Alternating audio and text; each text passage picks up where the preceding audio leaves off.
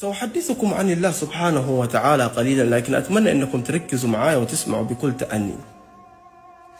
يراك تعصي فيصيب قلبك بالندم، ثم يلهمك بالاستغفار فيغفر لك ثم يرضى عنك، ثم يبدل سيئاتك حسنات.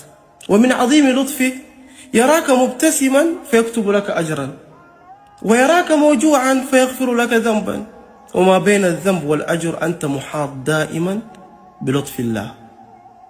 إذا أراد الله شيئا تغيرت قوانين الحياة حينئذ. البحر لا يغرق، والنار لا تحرق، والجبل لا يعصم، والحوت لا يهضم، والعذراء تلد. لا تقل مستحيل، عن الله سبحانه وتعالى أحدثك. لو أحبك الله أحبك أهل السماوات والأرض، وسكنت الجنة قلبك قبل أن تسكنها. شوف كيف الله هو الركن والملجأ الوحيد، وهو أقرب إلينا من حبل الوريد.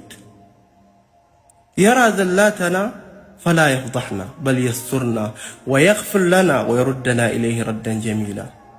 الرحمن على العرش استوى، لم يقل الجبار ولا القوي، إنما الرحمن. رغم أن العذاب بيده والعقاب بيده والمرض والابتلاء بيده، ما أكرمك يا الله.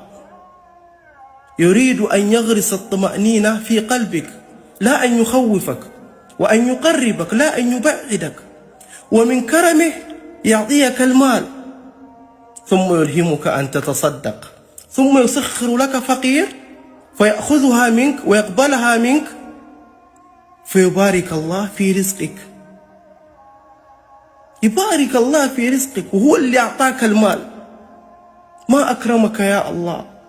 في عهد النبي صلوات ربي وسلامه عليه فقدت امرأة طفلها الرضيع، فبدأت تبحث في أنحاء السوق وهي قلقة خائفة الرعب فيها، فرآها النبي صلوات ربي وسلامه عليه هو والصحابة رضوان الله عليهم، فشعروا بالشفقة على هذه المرأة وحزنوا على حالها، وساعدوها الناس حتى وجدت طفلها الرضيع فحضنته حضن شديد.